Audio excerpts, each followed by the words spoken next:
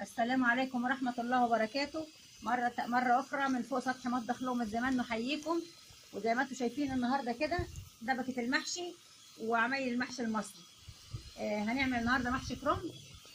معانا الكرنباية اهو بنسلقها هنا، ومعايا الخضرة بتاعتها، ومعايا الطماطم وعليها معلقتين صلصة، التوابل كزبرة كمون بهارات مشكلة جنزبيل حبة نعناع ومعلقة بن وكام فص توم كده، وبنشتغل على النار. انا كده حمرت البصل هنا، سيحت حته ليا وحطيت معاها معلقتين كبار زيت، وشوحت فيها البصل وحطيت معاها حته هريسه وحته فلفل، حته توم، هريسه توم. وهننزل دلوقتي بالطماطم وعليها معلقتين الصلصه بالشكل ده كده. المحشي بيستحب ان انا اعمله فوق السطح عشان الدبكه بتاعته بتبقى في المطبخ بهدله شويه، فهنا بيبقى كل حاجه على السطح كده بتبقى سهله ونشتغل براحتنا.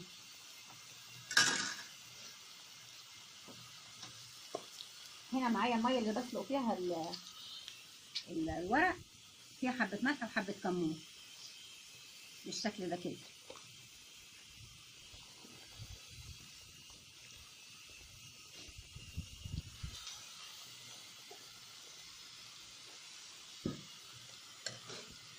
هنا التسبيكه بتاعت المحشي اشتغل فيها، اسيبها على النار شويه كده. انتوا عارفين المحشي ده ملك الاكلات المصريه، وكل البيوت بتحب تعمل المحشي. ودلوقتي احنا اهو في اوائل موسم الكرنب، هنعمل كرنب وهنعمل معاه بانيه مشوي. دلوقتي نعمل البانيه ونطلع الخلطه بتاعته واشتغله معاكم. البانيه هشتغله على يعني هشتغل البانيه وتشريب المحشي على الكانون. انا فوق السطح مولعه كانون وهوريه لكم دلوقتي اما اجي اشرب المحشي، ونروح عند الكانون ان شاء الله مع بعضينا لحد ما تتسبك دي كده. هرجع لكم تاني.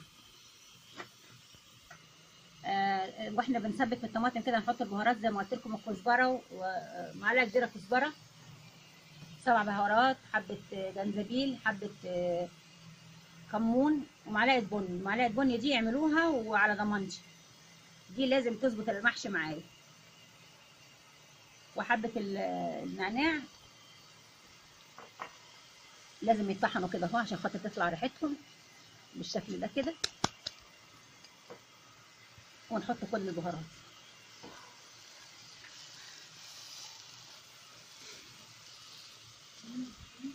تتسبك بقى الخلطه، ونحط اخر حاجه لما بعد ما نحط الرز نحط الخضره عشان خاطر ما يسودش لونها، تفضل بخضرها كده على طول بالشكل ده كده.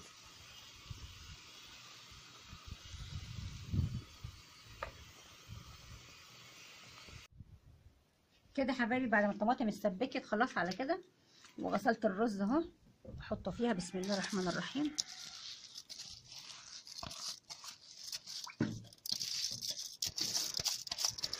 بالشكل ده كده نقلب. احنا بنحب الخلطه حمرا كده، يعني ما بنحبهاش بيضه، بنحبها تكون حمرا والمحشيه تكون حمرا كده والطماطم باينه فيها بالشكل ده كده. اخر حاجه هنحطها الخضره بتاعت المحشي عشان تفضل محتفظه بخضرها وما تسودش مننا في النار بالشكل ده. نحط الخضره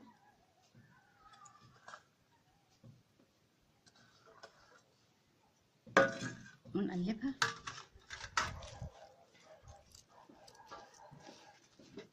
بالشكل ده كده.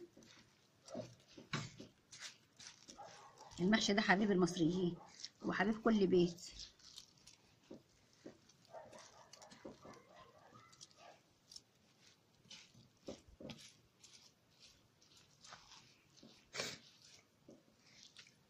بالشكل ده كده.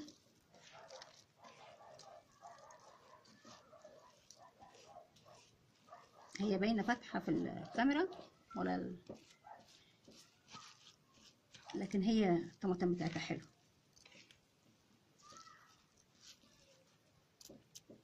هنا انا بقى حضرت في قعر الحله، قطعت بصلايه كبيره طرنشات وطماطمايه، وهنا قطعت الورق اهو بتاع المحشي كله. ده الصف الاخضر، الورق الكرنبايه معظمها ورقها اخضر عشان لسه يعني ما طابش شويه من ميه الشتاء.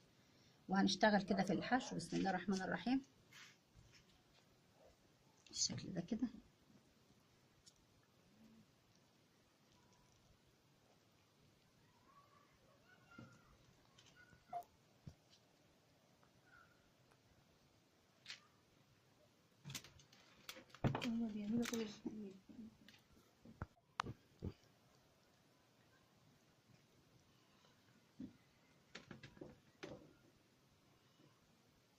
السطح بقى زي ما قلت لكم يعني من غير جوانتي، الشغل بالايد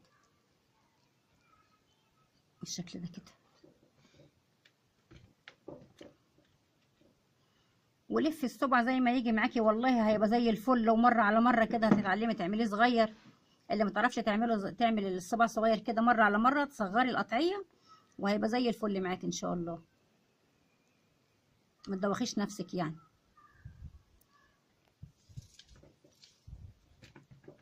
زي ما تطلع معاكي اللفه والصباع صغير وسط كبير هيتاكل وهيبقى جميل. بس اهم حاجه اظبطي الخلطه بتاعت الحشو.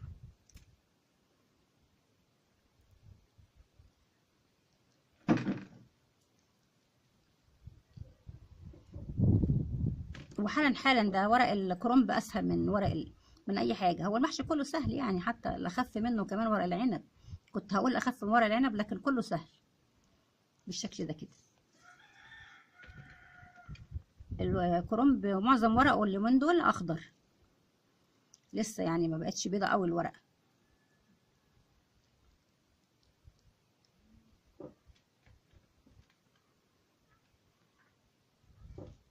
هكمل بقى بقيه الحشو ورص الحله وارجع لكم واحنا بنشتغل في التسويه على الكانون والبانيه. خليكم معايا كده حبايبي. خلصت لف الحله، ما تبقاش مني ولا حاجه زي ما حضراتكم شايفين. لو كانوا الفسافيس دي كده تلف واحده كنت لفتهم. كملت بقيه الرصه بكام ورقه عنب، واحده ورق عنب كده. الصف الاخير كان عندي شوربه لحمه حطيتها. الشوربه ما تكونش واصله للصف الاخير كده، تبقى تحت الصف الاخير. الصف الاخير اهي والشوربه تحت كده. ونحطه على النار اول ما يغلي كده هوديه عندك على الكانون ان شاء الله معاكم. وهنا بقى جبت نص بانيه وضربت في الخلاط بصلايه صغيره وطماطمايه وفص ثوم صغير جدا عشان يدي ريحه حلوه، ومعلقه صويا صوص ومعلقه دبس رمان وحبه بهار فراخ. ونقعته كده عشان هشويه برده على الكانون. وسبت مقلومه كده طول ما انا بلف ورق الكرنب، طول ما انا بلف المحشي. وهاخده كده ان شاء الله واشويه معاكم برده على الكانون ان شاء الله. بس ده يتشرب واروح على كانون. بالنسبه للورق العنب واسمه ايه ده الكرنب، ورق عنب ايه. بالنسبه للكرنب ما تخافيش، حطي فيه فصين توم بيديله نفس حلو كده يعني وفي الخلطه. وما تنسيش معلقه البن اللي كنت قايله لكم عليها برده. معلقه البن ضروريه جدا وبتدي ريحه ونفس وطعم محشي الكرنب هايل. لان احنا بنحبش ورق الكرنب ونحبش التحبيشه بتاعته. بنحط حبه بهارات، حبه بن، حبه طماطمايه، فصين توم عشان خاطر تتحبش وتبقى كويسه. هيتشرب بقى. واول ما اروح على الكانون هرجع لكم تاني. ابتدى يغلي معانا المحشي اهو زي ما انتم شايفين. طول ما هو بيغلي معاكي كده من جنب واحد تلف الحله جنب التاني، تلفيها عشان خاطر يبقى النار طايله كل الجناب. شايفه بيغلي من جنب اروح جايه لفيها الجنب التاني كده بالشكل ده كده. كل ما تلفيها النار تبقى طايله كل الجوانب بالشكل ده كده عشان خاطر ما يبقاش في جنب مستوي وجنب لسه ناي. اهو اللي كان هنا بيغلي هيغلي هناك دلوقتي. وتلف الحله وتاخدي بالك منها ومن تسويتها. وقلبي اول ما يبتدي يغلي ويتشرب تروحي جايه حاطه تحتيه صاجه الرز، يا اما تهدي عليه النار شمعه مش اكتر من كده. شايفين لما بلفها بتبتدي كده تغلي من كل حته. انا هنا حبايبي حضرت الكانون اهو وحطيت في الفحم وحطيت دي الشبكه عشان خاطر المحشي بس يتشرب. المحشي ابتدى يتشرب اهو هنا خلاص. واحطه على الكانون وهبتدي اشوي البانيه. الاول احطه الله الرحمن الرحيم كده.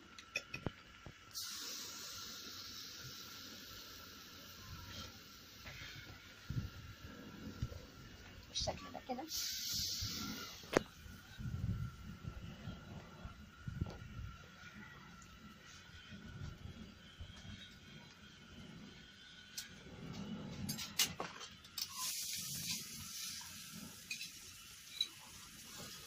اول ما تاخد وش من تحت نقلبها على طول على الوش التاني وبعدين نبقى نشوي.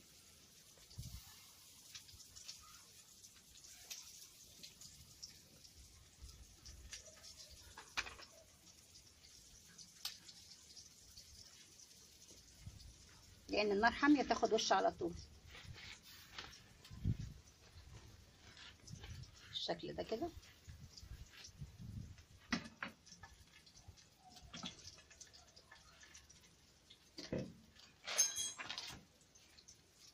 بالمره قلت طالما في كانون يبقى نشوي البانيه فوق على الكانون.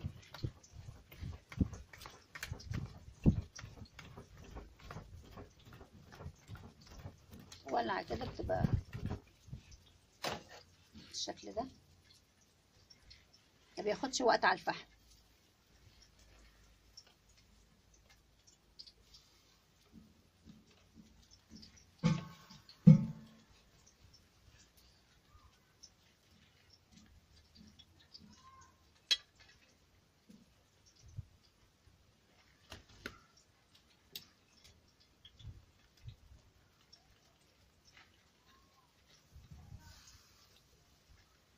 بياخد لون على طول بالشكل ده كده. ايه رأيكم في الاجواء اللي انا عاملاها بقى على السطح؟ انا عملت الكانون ده اهو عشان اشتغل عليه، عشان انا ما عنديش فرن، ولما الانبوبه بتخني كده وتخلص مني بطلع اشتغل هنا على طول. بيبقى جو حلو كأننا خرجنا بره يعني.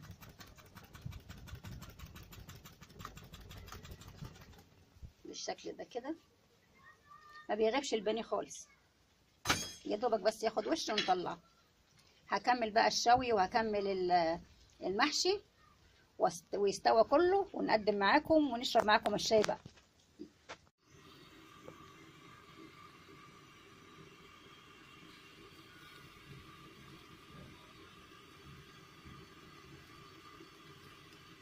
شايفين الشوي كده بياخد لون حلو ازاي؟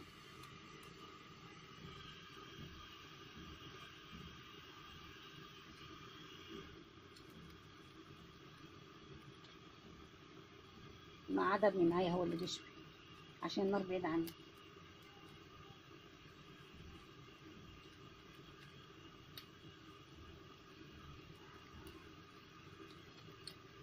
طلعت الحبه دول ولسه هكمل دول.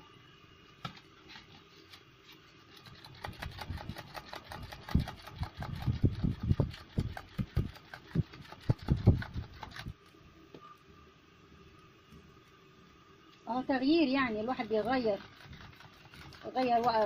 جو المطبخ فوق كده بيبقى واسع وبراح والدخانه تطلع عادي من اي مكان كده يعني.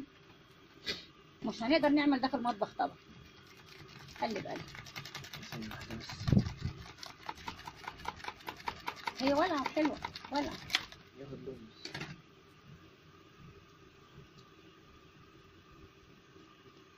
لسه مخدش لون.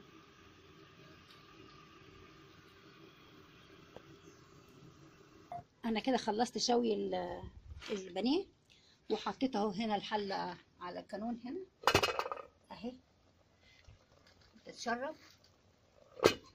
اجواء رائعه، اجواء الشتاء لا يعلى عليها.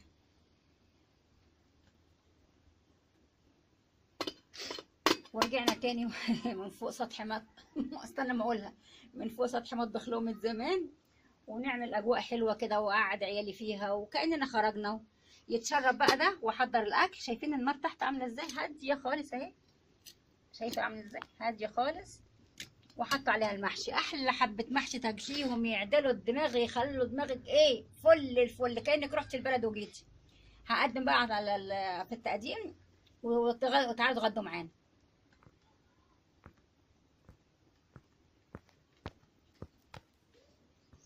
كده حبايبي انا خلصت المحشي وخلصت البانيه وصبيته في الصينيه كده، فضيته. انا بفضيه كده بالحله زي ما بفضي ورق العنب، بعمله حته واحده كده زي ما انتم شايفين، حضراتكم شايفين بالشكل ده كده، بعمله حته واحده، طبقه واحده كده. ومن مطبخ لقمة زمان نحييكم وشكرا لكم وسلام عليكم. هعمل الشاي، لا استنوا مش سلام عليكم، انا هعمل الشاي لسه. اما اعمل الشاي برجع لكم تاني. لسه هنعمل الشاي، اما نشوف عملنا الشاي وقدمنا وشربته معاكم او نزلت مش عارفه بقى. على العموم مؤقتا سلام عليكم.